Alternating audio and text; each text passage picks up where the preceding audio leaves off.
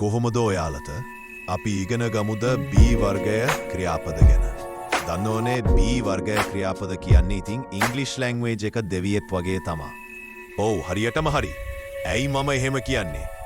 හිතලා බලන්නකෝ මේ B verbs නැතිව අපිට ඉංග්‍රීසියෙන් වාක්‍යයක් ගොඩනගන්න ගියාම හරියට නිකන් ලුණු මැටි හොදක් වඩේනේ.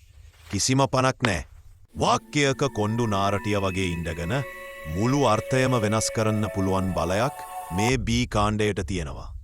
දැන් අපි බලමු මේ දෙවියන්ට තියෙන ප්‍රධාන අවතාර එහෙම නැත්තම් රූප ටික මොනවද කියලා. මේවා කාලය අනුව ඒ කියන්නේ ටෙන්ස් එක අනුව වෙනස් වෙනවා වර්තමාන කාලයේ රූප. මේ වෙලාවේ වෙන දේවල් ගැන කියද්දී B verb එක තුන් විදිහකට එළියට එනවා. මේ තුන් දෙනා හරියට සහෝදරයෝ වගේ. M is R. හැබැයි මේ අය ඕන විදිහට පාවිච්චි කරන්න බෑ. මේ අයට වෙන් වෙච්ච යාළුවෝ ඉන්නවා M මෙයා හරිම ආඩම්බරයි. මෙයා යන්නේ I එක්ක විතරමයි. is මෙයා කැමැති තනියම ඉන්න අයට singular. ඒ කියන්නේ he, she, it වගේ අය එක්ක. උදාහරණේ she is happy. සතු.